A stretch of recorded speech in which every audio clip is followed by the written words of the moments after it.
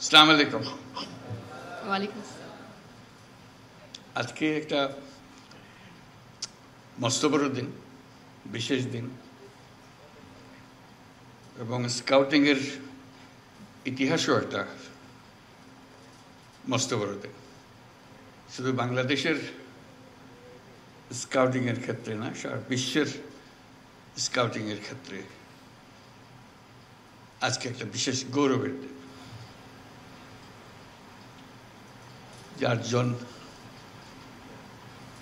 Scout আত্মাহুতি দিল দেশের জন্য, দেশের মানুষের জন্য, নতুন বাংলাদেশ সৃষ্টি করার জন্য। সেটা দিয়েই এই ইতিহাসের সৃষ্টি। স্কাউটিংয়ের ইতিহাসে এরকম নজির আর কোথাও নাই। বাংলাদেশের স্কাউটরা ইতিহাস সৃষ্টি করেছে বলে আমরা সারা বিশ্বের পক্ষ থেকে তাদেরকে অভিনন্দন জানাচ্ছি। সবাই মিলে আমরা একটা হাততালি দিই তাদের জন্য।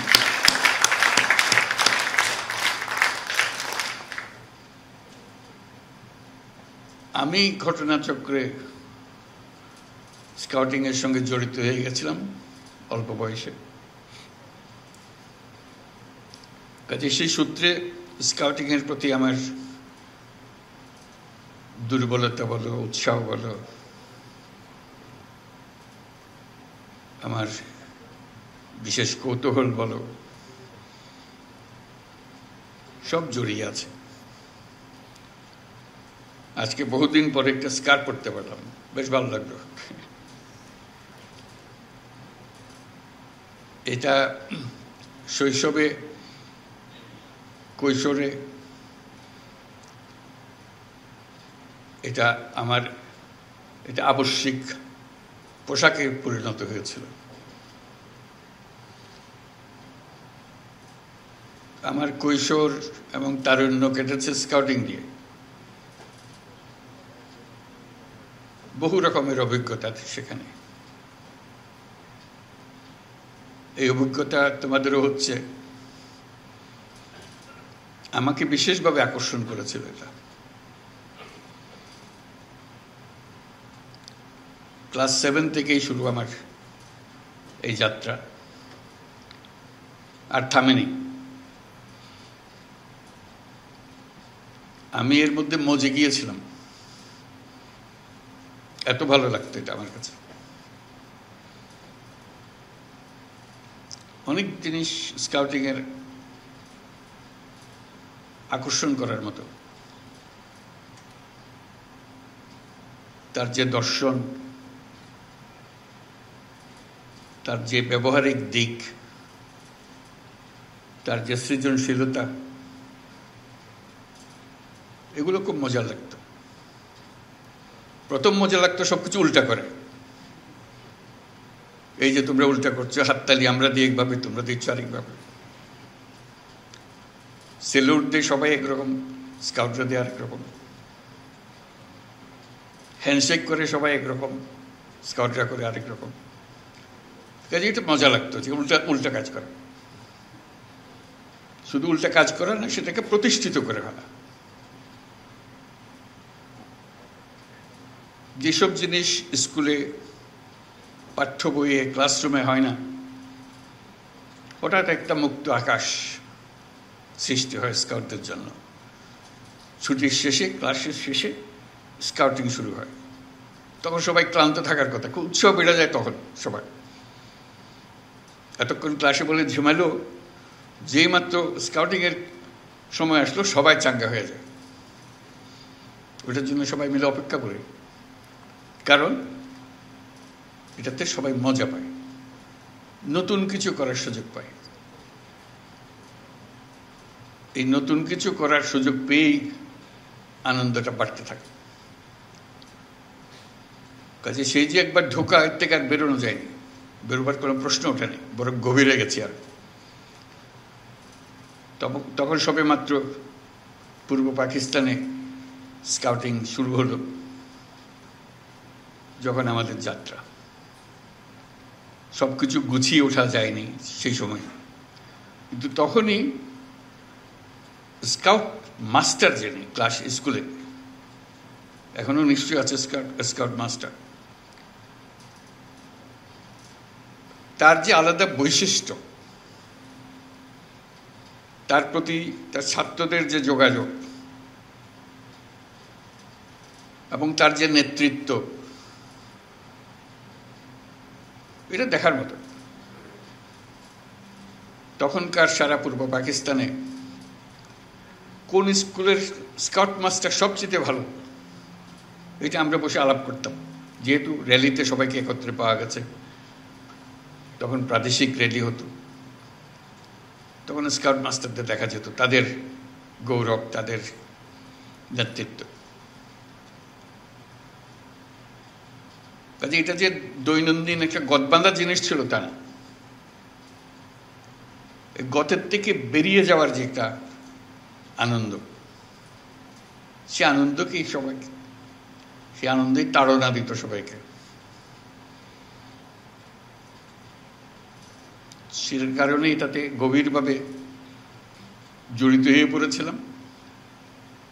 এক পর্যায়ে সারা প্রাদেশিক বয় স্কাউটিংয়ের কর্মসূচি আমাদের কয়েকজনের হাতে চলে এসেছিল। যেহেতু আর কেউ এটা নেতৃত্ব দিচ্ছিল না, আমরা মনে করলাম যে এই দায়িত্ব আমাদের কাছেই আসবে।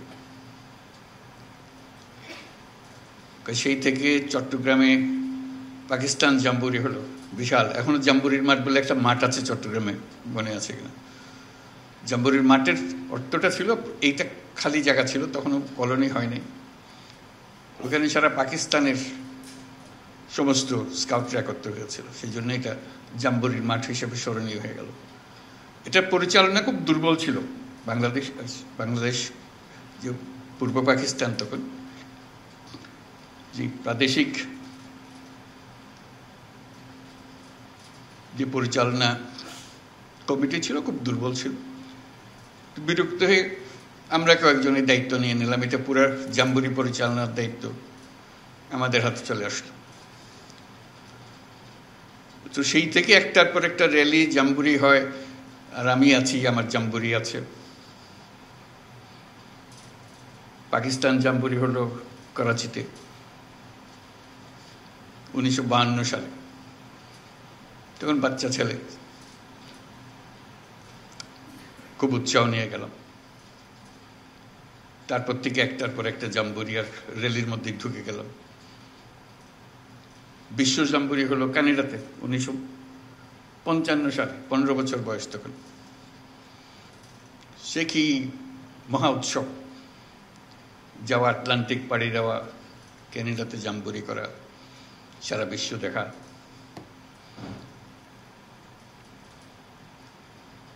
একটার পর একটা পৃথিবী উন্মোচনের পালা। তো সেটারই কাহিনী নিয়ে যে বইয়ের কথা বললো একটু আগে, যে দৈনন্দিন রোজ নামচা লিখতাম যে আজকে কি করলাম। সিদ্ধান্ত হলো, খুব মজার সিদ্ধান্ত, তখন সবে মাত্র এয়ারলাইন এক দেশ থেকে এক দেশে উড়ে যাচ্ছে, খরচ সাংঘাতিক বেশি। আসার পথে আমরা প্লেনে আসলাম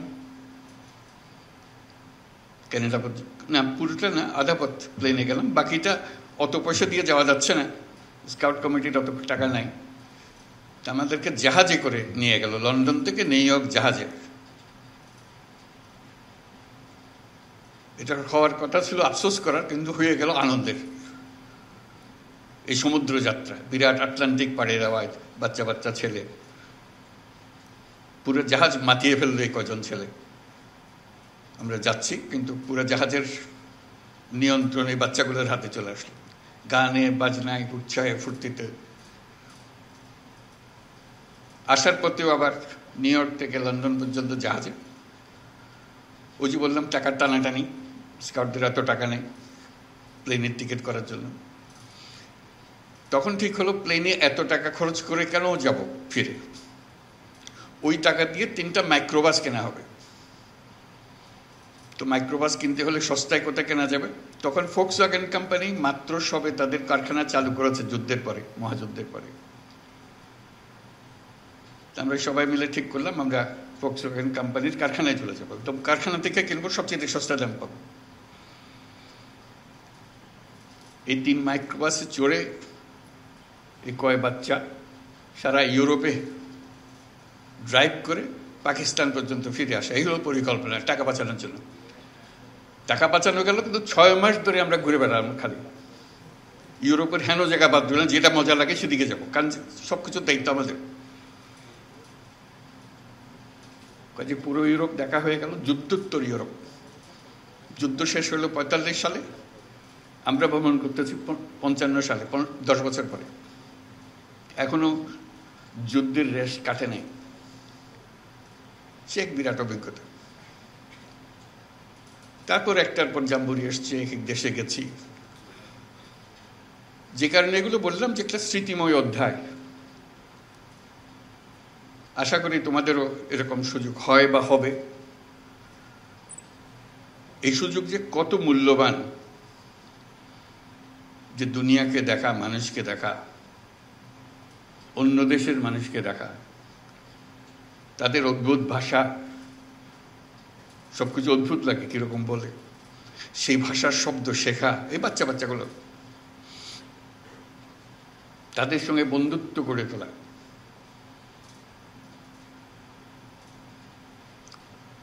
আশা করি বর্তমান যে স্কাউটিংয়ের যে কর্মসূচি, এই এলিমেন্টগুলো, এই দিকগুলো থাকবে, যাতে করে পৃথিবী আবিষ্কার করার, নিজেকে আবিষ্কার করার